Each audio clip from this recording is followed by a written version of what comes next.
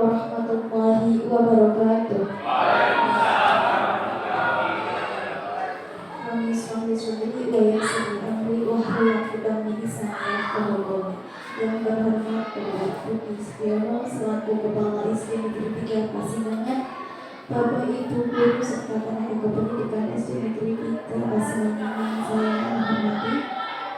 Pertama-tama marilah kita lanjutkan puji syukur kehadiran Ilahi Allah Subhanahu wa Ta'ala yang telah melimpahkan rahmatnya kepada kita semua sehingga kita bisa berkumpul dalam keadaan sehat walafiat. Alhamdulillahirabbil alamin. Salawat serta salam semoga senantiasa tercurahkan kepada junjungan kita Nabi Agung Muhammad Shallallahu Alaihi Wasallam, sang suri tauladan kita semua. Semoga kita bisa mendapatkan syafaatnya di yaumil qiyamah. Allahumma amin. Bapak Ibu, pada kesempatan kali ini izinkan saya selaku pembawa acara membacakan susunan acara pada acara diseminasi budaya positif, berbagi pemahaman dan pengalaman terkait mobil budaya positif oleh Ibu Sri Mastuti, CGP Angkatan 11 SD Negeri 3 Pasingangan, Jumat 16 Agustus 2024. Berikut acaranya. Yang pertama pembukaan, yang kedua sambutan kepala sekolah, yang ketiga presentasi konsep, yang keempat tanya jawab, dan yang kelima refleksi. Langsung saja Ibu-Ibu, untuk pembukaan, marilah kita buka acara pada kegiatan ini dengan bacaan basmalah bersama-sama. Bismillahirrahmanirrahim. Semoga acara bisa berjalan dengan lancar. Yang kedua yaitu sambutan kepala sekolah kepada Bapak Budi Setiawan. Waktu dan kita disilahkan.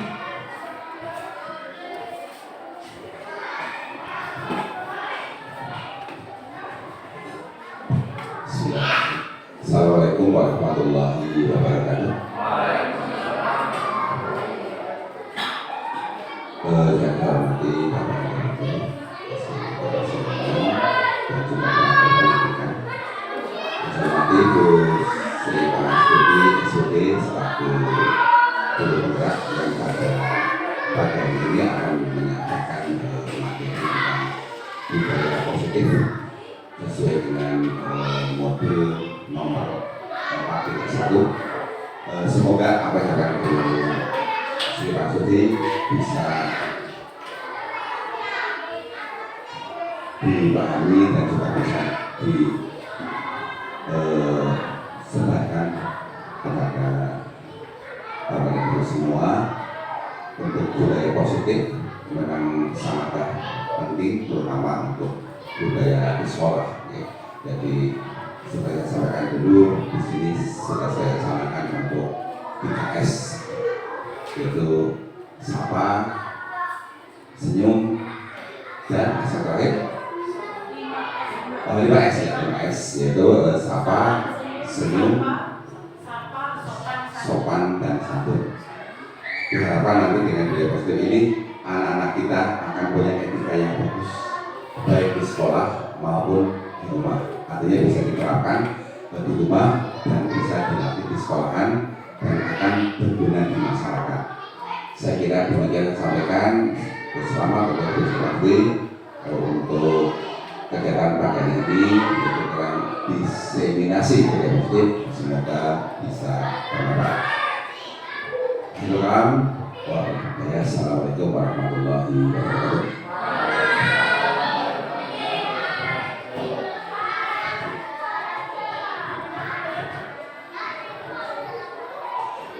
Terima kasih yang disampaikan.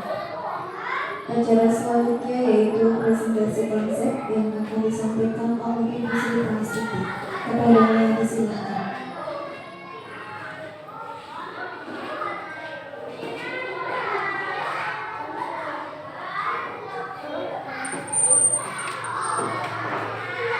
Terima kasih atas waktunya. Assalamualaikum warahmatullahi wabarakatuh. Kepada Bapak Kepala Sekolah yang saya hormati, serta Bapak Ibu Guru dan tenaga pendidikan SD Negeri 3 Pasengawan yang saya hormati. Pertama, marilah kita berdoa bersyukur kepada Allah SWT yang telah melimpahkan nikmat sehat sehingga kita pada pagi hari ini dapat mengikuti kegiatan diseminasi budaya positif. Shalawat serta salam kita sanjungkan kepada junjungan kita Nabi besar Muhammad Shallallahu Alaihi Wasallam yang senantiasa kita nantikan syafaatnya di yaumul akhir. Perkenalkan, nama saya Sri Pangstuti, calon guru penggerak angkatan 11 kelas 049 Kabupaten Banyumas. Di sini saya akan memaparkan diseminasi budaya positif, berbagi pemahaman dan pengalaman terkait modul 1.4 budaya positif. Ini adalah sebagian profil dari SD Negeri 3 Pasengawan. Ini profil kita nih Bapak Ibu. Ini ketika kemarin ada kegiatan lomba Agustusan, kemudian ini mau gerak jalan, kemudian ini adalah profil kita saat kumpul bersama ya.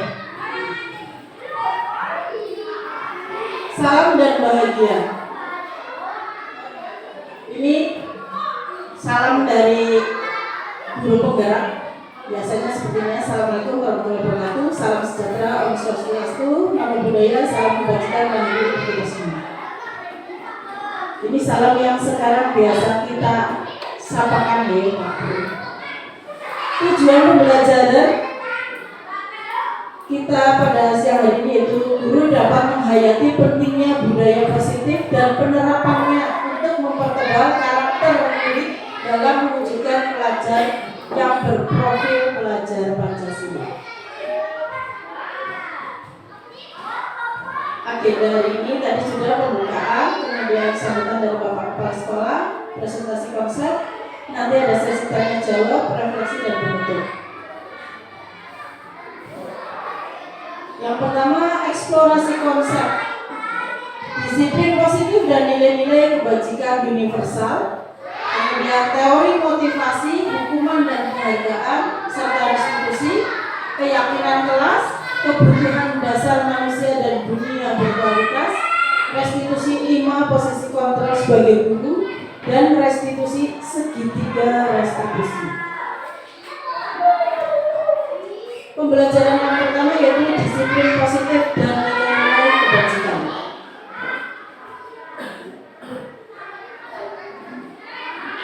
Perubahan paradigma dalam kesepakatan sekolah untuk menciptakan budaya positif. Perubahan ini dengan pendekatan teori kontrol ke teori stimulus respon. Yang pertama, menghindari ketidaknyamanan hukuman, dirubah dengan membuat kesepakatan. Yang kedua, mendapat imbalan atau penghargaan. Ini yang pertama biasanya menghindari ketidaknyamanan hukuman. Kadang-kadang siswa kan karena tidak ingin dihukum, gitu kan?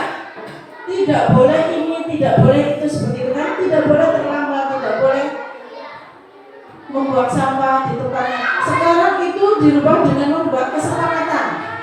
Contoh kesepakatan kelas yang ada di kelas 5 seperti itu, keyakinan kelas 5. Misalkan yang pertama yaitu yang tadi tidak boleh membuang sampah sembarangan. Berarti keyakinan kelasnya itu nanti kesepakatannya yaitu menjaga kebersihan. Misalnya tidak boleh terlambat datang ke sekolah, dirubah bukan dengan kalimat tidak boleh, tapi datanglah lebih awal. Yang kedua, mendapat imbalan atau penghargaan. Penghargaan merusak hubungan karena dengan penghargaan itu mereka akan berpacu siapa yang lebih cepat atau siapa yang lebih dapat nilai lebih tinggi, otomatis kan seperti itu ya, akan merusak hubungan. Kadang dengan teman sendiri itu jadinya, saya nggak dapat, misalkan diiming-imingi permen, saya nggak dapat permen, saya mengerjakannya paling terakhir, kan seperti itu. Jadi akan, kamu nggak cepet ya jadinya nggak dapat permen, kan seperti itu. Jadi merusak hubungan. Kemudian penghargaan mematikan kreativitas.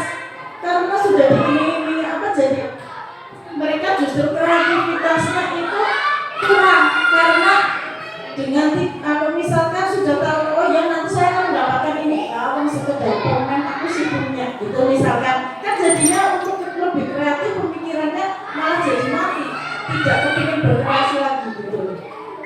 Kemudian yang ketiga, menghargai nilai-nilai sendiri, memberikan kebebasan murid untuk mengungkapkan apa keinginannya. Jadi kita sebagai guru itu memberikan kebebasan kepada murid untuk mengungkapkan apa sih yang saya inginkan. Sebagai murid berarti kan kita memberikan kebebasan kepada murid untuk mengungkapkan apa yang saya inginkan. Misalkan, Bu Guru, saya kepingin pembelajarannya nanti di luar kelas. Bu Guru, saya kepingin dibikin kelompok dan sebagainya. Memberikan kebebasan untuk mengungkapkan keinginan. Lanjut. Apa saja yang berubah? Perubahan paradigma yang harus dirubah. Guru sebagai pengontrol dirubah. Guru sebagai fasilitator, bukan sebagai pengontrol kalau sekarang. Kemudian guru semua penguatan positif, efektif dan bermanfaat dirubah menjadi pembiasaan. Sudah di sini sudah mulai pembiasaan nih Pak, 5S, kemudian ada Jumat Imam dan sebagainya. Kemudian kritik dan membuat orang merasa bersalah dapat menguatkan komunitas kemudian dirubah menjadi memberikan kebebasan berpendapat dan menghargai setiap hasil capaiannya. Kita sebagai guru, ini Bapak Ibu ya, kita sebagai guru itu sudah tidak boleh mengkritik, membuat anak itu merasa bersalah atau gimana. Jadi kita dirubah memberikan kebebasan untuk berpendapat. Jadi pendapat itu boleh apa saja, hanya saja nanti kita memutuskan ke yang lebih positif seperti itu. Orang dewasa memiliki hak untuk memaksa dirubah. Kita kan sebagai orang dewasa nih Bapak Ibu guru ya, biasanya kan kita memaksa untuk memaksakan anak harus ini harus itu. Kita itu sekarang harus dirubah dengan kesepakatan tadi, keyakinan kelas. Lanjut Bu Rama. Kemudian perubahan paradigma stimulus respon, teori kontrol atau teori pilihan. Siapa sesungguhnya yang memiliki kontrol?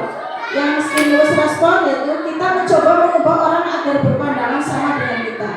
Sedangkan berdasarkan teori kontrol, kita berusaha memahami pandangan orang lain tentang dunia. Perilaku buruk dilihat sebagai suatu kesalahan. Sedangkan berdasarkan teori kontrol, semua perilaku memiliki tujuan. Orang lain bisa mengontrol saya, tapi berdasarkan teori kontrol hanya Anda yang bisa mengontrol diri Anda sendiri. Saya bisa mengontrol orang lain, Anda tidak bisa mengontrol orang lain, karena tadi yang bisa mengontrol diri Anda yaitu Anda sendiri. Pemaksaan ada pada saat bujukan gagal. Kadang kan kita membujuk tidak bisa ya Bapak Ibu ya.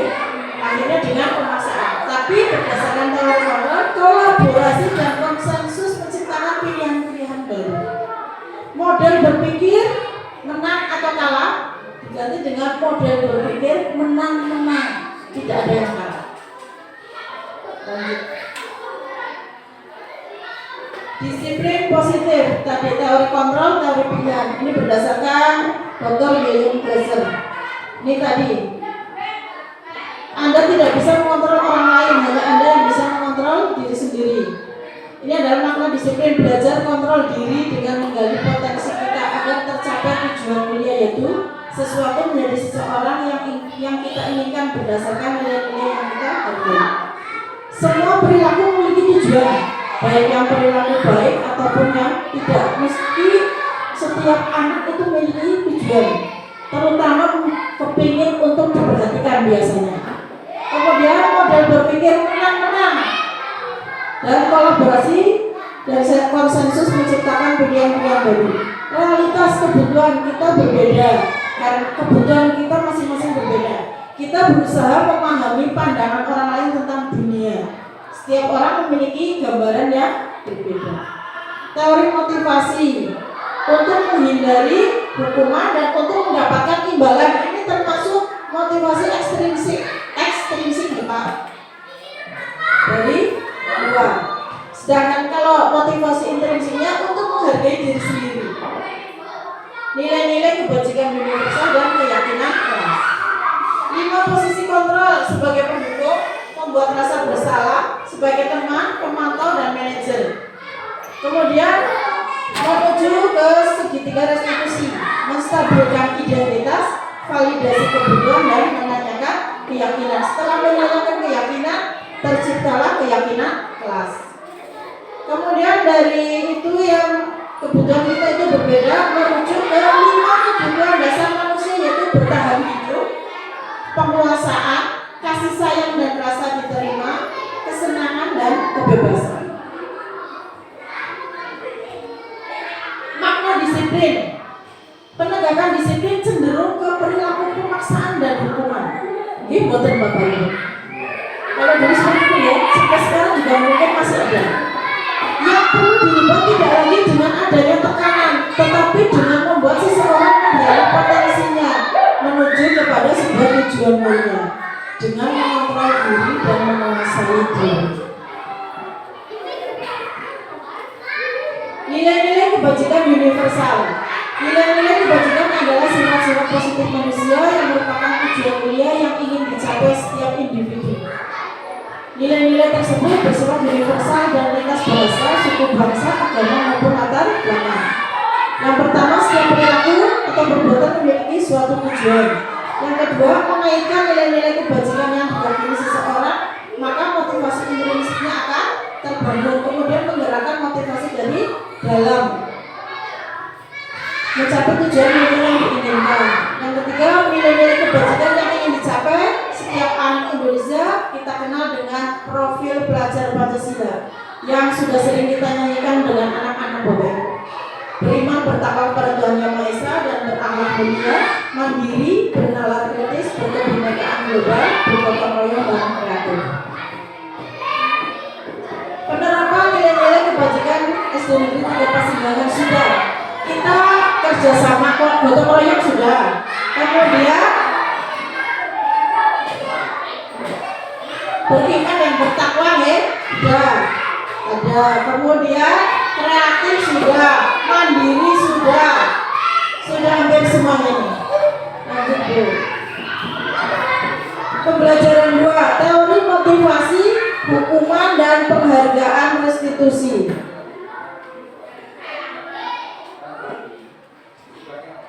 Teori motivasi perilaku manusia.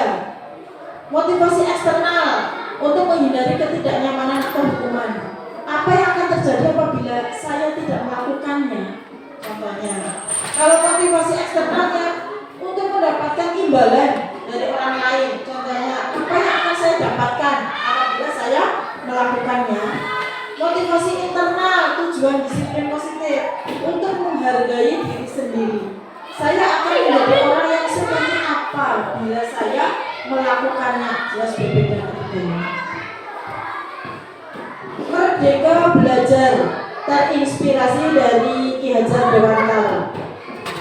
Pendidikan adalah serangkaian proses untuk memanusiakan manusia yang berdasarkan pada dasar kemerdekaan yang dikenal dengan istilah sistem Amon, yaitu melarang adanya hukuman dan paksaan pada dasarnya diri karena hal tersebut dapat mematikan jiwa merdeka dan kreativitas mereka. Dihukum oleh penghargaan, bahwa penghargaan berlaku sama dengan hukuman dalam arti meminta atau membujuk seseorang melakukan sesuatu untuk memenuhi suatu tujuan tertentu dari orang yang meminta atau membujuk. Dorongannya eksternal dan ada faktor ketergantungan. Beberapa dampak dari pemberian penghargaan. Tindakan guru. Mencatat selalu di dalam buku kalimat saya tidak akan terlambat lagi karena terlambat ke sekolah. Ini termasuk hukuman atau konsekuensi. Ini jadi nanti termasuk hukuman atau konsekuensi. Lari mengelilingi lapangan basket 2 kali karena terlambat hadir di sekolah. Murid diminta untuk push up 15 kali karena tidak menggunakan masker ke sekolah. Menggantikan kertas tugas teman yang telah dicoret-coret. Membersihkan tumpahan air di meja tulis karena tersenggol pada saat belajar. Contoh, coba Bapak Ibu, menurut panjenengan, lari mengelilingi lapangan basket 2 kali karena terlambat hukuman atau konsekuensi? Hukuman. Ya. Kalau ini menggantikan tugas-tugas teman yang telah dicoret-coret, konsekuensi, betul sekali. Ibu. Tindakan buruk, nah itu sudah tercatat, sudah ada jawabannya. Hukuman yang tadi saya tidak akan terlambat menulis, berarti hukuman, mengelilingi hukuman, kemudian push up juga hukuman. Yang mengganti kertas adalah konsekuensi. Membersihkan tumpahan air sudah konsekuensi. Yang murid disuruh untuk mengenakan sepatu seharian di sekolah karena tidak mengenakan sepatu itu hukuman. Lari mengelilingi lapangan basket 2 kali karena terlambat 10 menit untuk pelajaran PJOK, konsekuensi karena pelajaran PJOK. Identitas gagal, hukuman. Identitas sukses. Kalau identitas gagal ini yang termasuk hukuman, sesuatu yang menyakitkan harus terjadi. Jelas kalau dihukum anak-anak pasti merasa sakit ya, sakit. Kemudian tidak nyaman untuk murid atau anak untuk jangka waktu yang panjang. Korbannya akan mendapatkan keadilan. Murid akan tersakiti. Perilaku pasif, agresif meningkat. Sistem tidak akan berjalan bila murid tidak takut. Berlaku hanya pada sebuah institusi, tidak berlanjut pada kehidupan nyata. Peraturannya adalah kamu harus. Murid membenci peraturan, itu nanti akan negatif. Kemudian identitas sukses, disiplin, konsekuensi dan restitusi. Yang termasuk disiplin itu konsekuensi dan restitusi. Sesuatu harus terjadi. Restitusi merupakan pilihan. Tidak nyaman untuk murid untuk jangka waktu pendek kalau konsekuensi. Korban bisa diabaikan. Murid dibuat tidak nyaman. Penguatan hanya bertahan dalam jangka waktu pendek. Memerlukan monitoring dan supervisi terus-menerus dari guru. Membantu penerapan mengikuti peraturan dalam masyarakat. Apa peraturannya?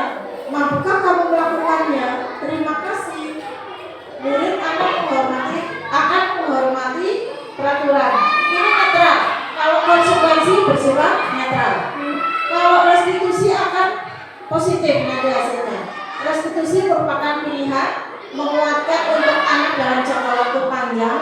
Korban mendapatkan ganti, murid mendapatkan penguatan, masalah terpecahkan. Murid belajar bertanggung jawab untuk perilakunya. Fokus pada pemecahan masalah dalam jangka waktu yang panjang. Apa yang kamu yakini? Apa yang bisa kamu lakukan untuk memperbaiki masalah ini? Contoh pertanyaannya, murid menghormati dirinya dan orang lain akan bersifat positif. Restitusi. Restitusi adalah proses menciptakan kondisi bagi murid untuk memperbaiki kesalahan mereka, sehingga mereka bisa kembali pada kelompok mereka dengan karakter yang lebih kuat. Yaitu proses kolaboratif yang mengajarkan murid untuk mencari solusi untuk masalah mereka, membantu murid berpikir tentang orang seperti apa yang mereka ingin menjadi, tujuan mulia, dan bagaimana mereka harus memperlakukan orang lain. 9 ciri-ciri restitusi. Bukan untuk menebus kesalahan, tapi untuk belajar dari kesalahan. Memperbaiki hubungan, tawaran, bukan paksaan. Restitusi mengukur untuk melihat ke dalam diri. Restitusi mencari kebutuhan dasar yang mendasari tindakan. Restitusi diri adalah cara yang paling baik. Restitusi fokus pada karakter bukan tindakan. Fokus pada solusi dan mengembalikan murid yang berbuat salah pada kelompoknya. Pembelajaran 3 yaitu keyakinan kelas. Keyakinan yaitu nilai-nilai kebajikan universal yang disepakati secara tersirat dan tersurat, lepas dari latar belakang suku, negara, bahasa maupun agama. Keyakinan seseorang akan lebih memotivasi seseorang dari dalam. Seseorang akan lebih tergerak dan bersemangat untuk menjalankan keyakinannya daripada hanya sekedar mengikuti serangkaian peraturan tertulis tanpa makna. Mengapa tidak peraturan saja? Mengapa harus keyakinan kelas? Mengapa kita memiliki peraturan harus menggunakan helm bila mengendarai kendaraan roda 2? mengapa kita memiliki peraturan 3M, menggunakan masker, mencuci tangan dan menjaga jarak 1,5 meter dan sebagainya. Lanjut Bu Rahma. Nah, karena nih kita ada budaya positif. Budaya positif yaitu menciptakan lingkungan yang positif, kemudian akan terjadi kesepakatan atau keyakinan kelas, kemudian merujuk ke aturan kelas. Nilai kebajikan pada keyakinan kelas. Selalu kembalikan buku ke tempatnya. Itu peraturan ya. Kalau ini peraturan. Dilarang mengganggu orang lain. Hadir di sekolah 15 menit sebelum pembelajaran dimulai. Dilarang melakukan kekerasan dan sebagainya. Kalau keyakinan kelasnya lanjut. Ini keyakinan kelasnya adalah tanggung jawab. Kemudian yang dilarang mengganggu orang lain, yaitu keyakinan kelasnya adalah dengan kalimat menghormati orang lain dan diri sendiri. Jadi di sekolah 15 menit sebelum pembelajaran dimulai, yaitu komitmen ya, menghormati orang lain. Dilarang melakukan kekerasan, yaitu keselamatan dan menghormati orang lain. Dilarang menggunakan narkoba. Keyakinan kelas atau nilai kebajikan yang dituju adalah kesehatan. Gunakan masker. Nilai kebajikan yang dituju adalah kesehatan dan keselamatan. Tahapan pembentukan keyakinan kelas. Yang pertama, mempersilakan warga sekolah. Kalau warga sekolah berarti keyakinan sekolah. Kalau keyakinan kelas berarti murid-murid di kelas itu mencurahkan pendapat tentang peraturan yang belum disepakati. Kemudian mencatat semua masukan dari para murid atau para warga sekolah di papan tulis atau di kertas atau di post-it.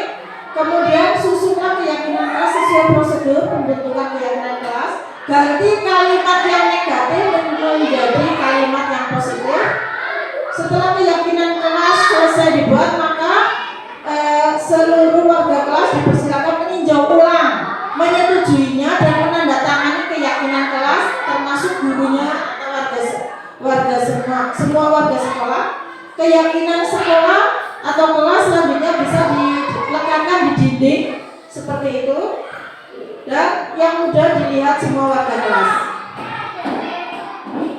Praktik baik keyakinan kelas 5 ini sudah terlaksana. Lanjut Bu. Praktik baik keyakinan kelas juga sudah. Murid-murid itu mengutarakan pendapatnya. Ini pembentukan keyakinan kelas 5 sudah terpajang di dinding.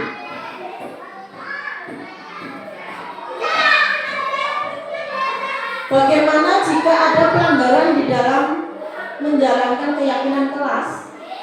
Hukuman, sanksi atau konsekuensi atau restitusi. Tentu saja kalau sudah merujuk ke keyakinan kelas, yaitu ke restitusi, segitiga restitusi. Pembelajaran 4 yaitu kebutuhan dasar manusia.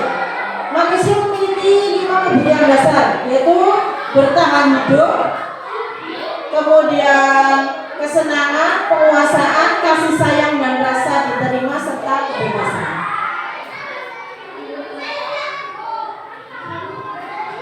Lingkaran kebutuhan dasar manusia: diterima atau disayang oleh keluarga dan orang tua. Kemudian bisa menerapkan materi ini kepada murid. Kemudian bebas belajar bersama rekan guru. Tamasya, traveling, healing itu termasuk kebutuhan dasar kesenangan karena merasa senang. 5 kebutuhan dasar manusia ini tadi sudah: kebutuhan bertahan hidup, kebutuhan fisiologis untuk dapat bertahan hidup, cinta dan kasih sayang, kebutuhan untuk diterima, penguasaan, pengakuan atas kemampuan, kebebasan, kebutuhan pilihan, bebas memilih, kemudian kesenangan untuk merasa senang. Pembelajaran yang kelima yaitu 5 posisi kontrol. Posisi guru sebagai penghukum, posisi kita guru itu sebagai pembuat rasa bersalah, guru sebagai teman, guru sebagai pemantau, dan guru sebagai manajer. Guru sebagai penghukum. Guru yang seperti ini senantiasa percaya hanya ada satu cara agar pembelajaran bisa berhasil, yaitu cara dia sendiri, cara guru itu sendiri. Itu sebagai penghukum. Patuhi aturan saya atau awas, kamu selalu saja salah, selalu pasti selalu yang terakhir selesai. Itu posisi sebagai penghukum, karena kalimat-kalimatnya itu sudah merujuk ke penghukum. Yang kedua yaitu posisi guru sebagai pembuat orang merasa bersalah. Murid di posisi yang ini, murid akan memiliki penilaian diri yang buruk tentang diri mereka. Murid merasa tidak berharga dan telah mengecewakan orang-orang yang disayanginya. Jadi murid itu merasa bersalah sendiri. Tapi dengan kalimat-kalimat yang diungkapkan oleh guru, ibu sangat kecewa sekali dengan kamu. Berapa kali bapak harus memberitahu kamu ya? Gimana coba kalau orang tua kamu tahu kamu berbuat begini? Otomatis si anak akan lebih merasa bersalah karena dengan kalimat yang dilontarkan oleh guru tersebut. Yang ketiga, posisi guru sebagai teman, menggunakan hubungan baik dan humor untuk mempengaruhi seseorang. Murid akan tergantung pada guru tersebut dan hanya akan bertindak untuk guru tertentu dan tidak untuk guru yang lain, karena merasa salah satu guru itu adalah sebagai teman. Dengan kalimat yang seperti ini, gurunya, ayo bantulah demi bapak ya, ayo ingat tidak bantuan bapak selama ini. Ya sudah, kali ini tidak apa-apa, nanti ibu bantu bereskan. Otomatis anak itu akan nurut kepada ibu itu ya, tidak kepada guru yang lain, bisa seperti itu. Yang keempat, posisi guru sebagai pemantau atau monitor, sangat mengandalkan penghitungan, catatan, data yang dapat digunakan sebagai bukti atas perilaku seseorang. Contoh kalimatnya, peraturannya apa? Apa yang telah kamu lakukan? Sanksi atau konsekuensinya apa? Nah, itu merujuk ke pemantau. Yang kelima yaitu posisi kita sebagai guru itu sebagai manajer. Manajer adalah posisi di mana guru berbuat sesuatu bersama dengan murid, mempersilahkan murid mempertanggungjawabkan perilakunya, mendukung murid agar dapat menemukan solusi atas permasalahannya sendiri. Contoh kalimatnya, apa yang kita yakini, apakah kamu meyakininya? Jika kamu meyakininya, apakah kamu bersedia memperbaikinya? Jika kamu memperbaiki ini, hal ini menunjukkan apa tentang dirimu? Apa rencana kamu untuk memperbaiki hal ini? Pembelajaran 6. Segitiga restitusi. Mungkin kurang jelas, ini segitiga restitusi itu memvalidasi masalah, identifikasi, kemudian keyakinan kelas. Begitu. Nah, menanyakan keyakinan. Guru menanyakan keyakinan dulu nih ke anak tentang kehidupan ke depan yang dia inginkan, tentang kehidupan ke depannya yang dia inginkan. Ketika mereka sudah menemukan gambaran masa depan, dan guru membantu mereka untuk tetap fokus pada gambarannya. Guru berkata, apa nilai yang kita percaya di kelas kita, nilai-nilai universal apa yang telah kita sepakati, kelas yang ideal itu seperti apa sih, dan sebagainya. Kemudian yang kedua, menstabilkan identitas. Jika anak berbuat salah, maka ada kebutuhan dasar mereka yang tidak terpenuhi. Bagian dasar segitiga restitusi memiliki tujuan untuk mengubah orang yang gagal karena telah berbuat kesalahan menjadi orang yang sukses. Kita harus mampu meyakinkan mereka dengan mengatakan kalimat seperti tidak ada manusia yang sempurna. Saya juga pernah melakukan kesalahan seperti itu. Ketika seseorang dalam kondisi emosional, maka otak tidak akan mampu berpikir rasional. Saat inilah kita menstabilkan identitas anak. Anak kita bantu untuk tenang dan mencari solusi untuk menyelesaikan permasalahannya.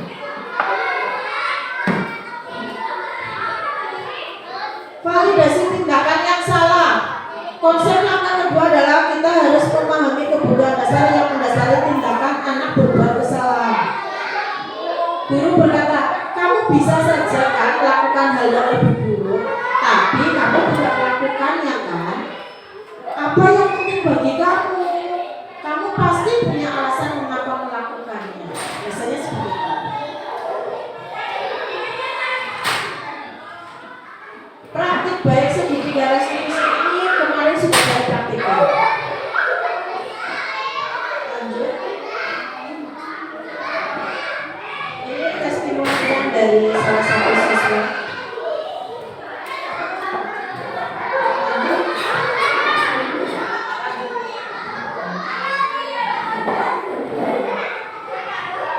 Kegiatan segitiga restitusi ini menjadikan saya sebagai guru memahami kebutuhan dasar yang dibutuhkan. Tadi testimoninya adalah Arifki Okta, yaitu kebutuhan kesenangan. Salah satunya yaitu bermain gadget. Tadi itu testimoninya itu Okta terlambat datang karena dia bangun kesiangan karena semalam bermain gadget sampai malam. Guru dengan memahami kebutuhan siswa sehingga tidak akan bermain gadget hingga larut malam. Maka Okta menyadarinya untuk mengurangi bermain gadget pada malam hari dan akan tidur lebih awal sehingga tidak terlambat ke sekolah. Lanjut ke sesi tanya jawab. Monggo. Setelah apa yang saya paparkan, silakan untuk ada yang monggo.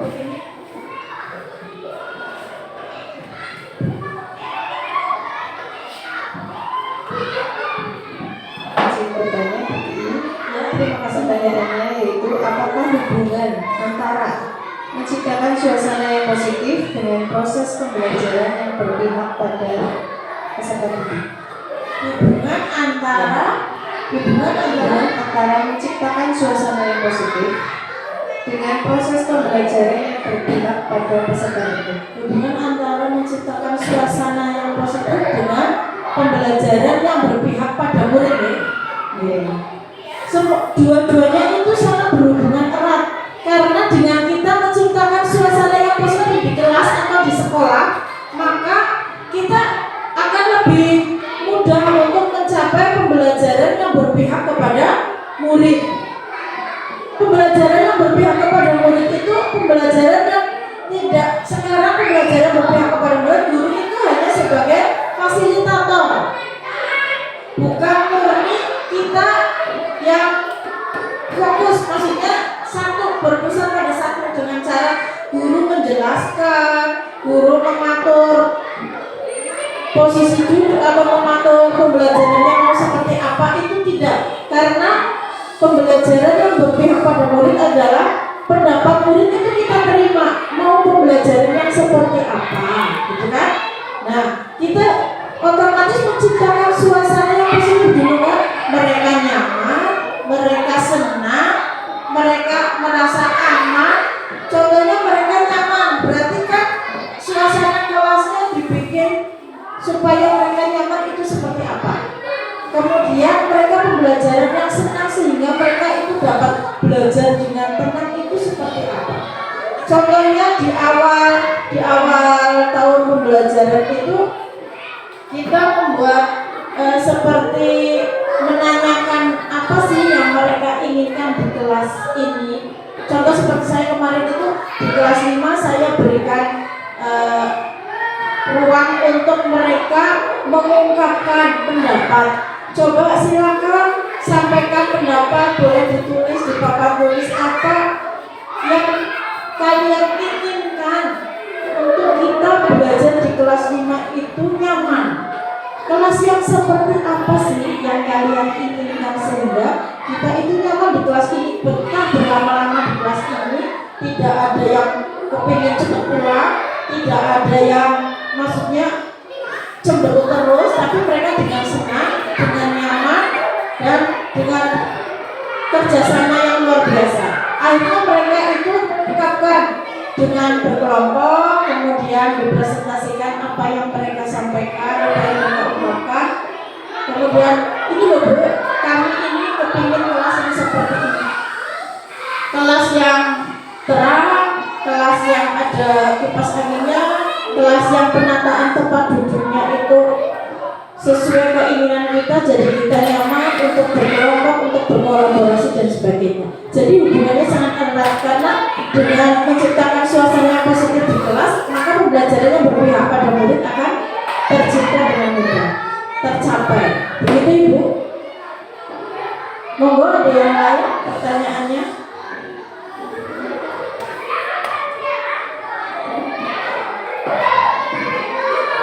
Buat saja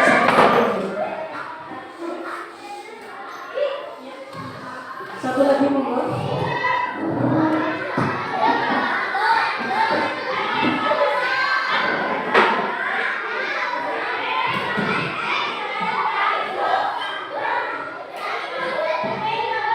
Menurut penjelasannya dari Sifat Sasti, apa itu konsep budaya positif yang berpihak pada peserta didik atau murid? Terima kasih Bapak. Tadi Bu Pak ini sudah terjawab. Yang pertama Bu Pak ini. Ya Bu, ini jelas cukup. Pertanyaan dari Bu Atur tadi apa itu konsep budaya positif yang berpihak pada murid nih Bu Atur? Budaya positif di sekolah itu ada nilai-nilai, ada keyakinan-keyakinan dan ada nilai kebajikan. Nilai kebajikan tadi kan sudah banyak Ibu, nilai kebajikan tadi sudah saya sampaikan. Di antaranya menghormati, tanggung jawab, disiplin dan sebagainya.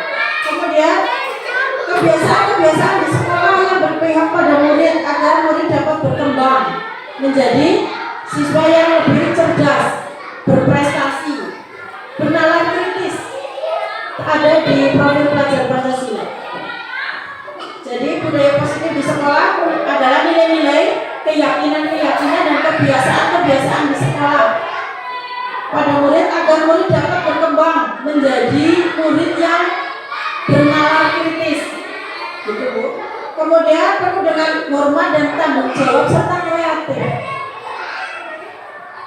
Bisa dimengerti Bu? Saya ulang kembali Bu. Budaya positif yang di lingkungan sekolah itu yaitu ada nilai-nilai, keyakinan-keyakinan dan kebiasaan-kebiasaan di sekolah yang sudah dilakukan oleh siswa-siswa, sehingga siswa-siswa itu sudah terbiasa menjadikan maka akan terbentuklah siswa-siswa yang bernalar kritis, saling menghormati dan kreatif. Gimana Bu? Sudah? Oke. Monggo ada yang lain?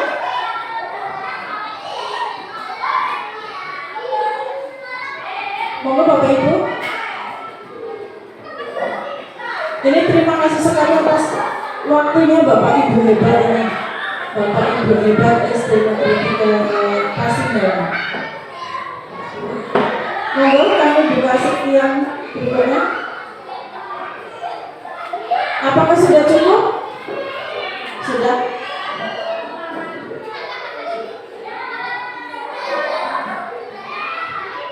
Saya lanjut ke refleksi deh Pak Bu. Refleksi yang pertama yaitu materi yang paling menarik perhatian menurut saya. Monggo Bapak Ibu coba. Materi yang paling menarik perhatian menurut panjenengan Bapak Ibu. Yang mana? Monggo Bu Umi. Materi yang paling menarik perhatian menurut Bu Umi.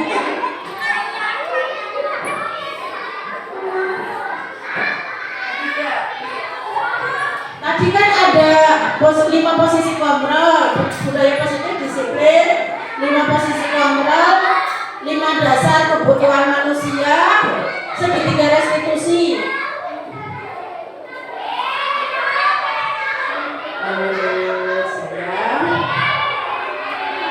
Saya akan menjadi pendidik yang seperti apakah setelah mengikuti sesi ini? Ya itu tadi yang sebenarnya Segitiga restitusi. Berarti yang menanyakan keyakinan, identifikasi masalah, ya. memvalidasi. Oke, terima kasih Bu. Kemudian hal baru apa yang mengubah paradigma saya yang saya dapatkan? Monggo, Pak Oki. Monggo Pak Oki. Refleksi untuk kegiatan ini. Atau Bu Akin?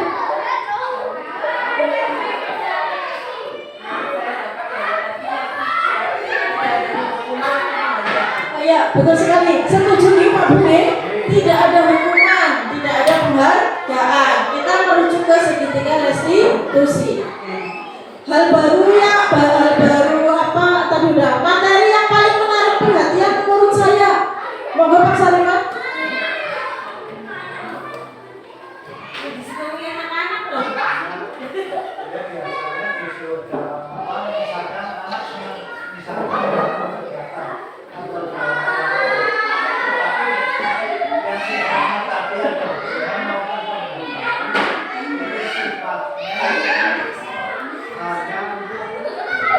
Oh, itu berarti masuk ke disiplin yang konsekuensi ya Pak.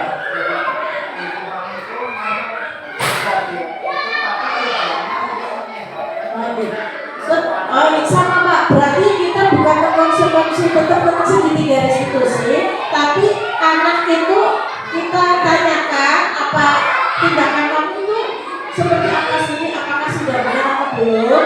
Bagaimana masalahnya di mana kamu melakukan itu? Kemudian cara memperbaikinya bagaimana? Jadi anak itu bisa langsung menyelesaikan masalahnya sendiri.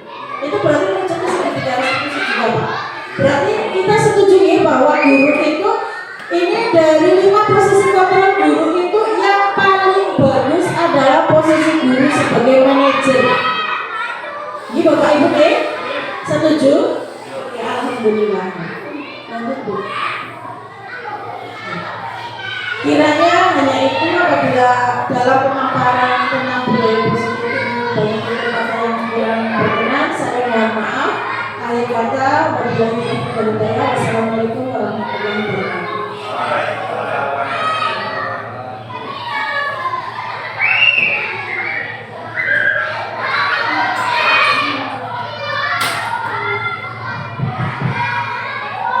Terima kasih atas presentasinya Ibu Sri Siti, sangat luar biasa materinya nih Bapak Ibu.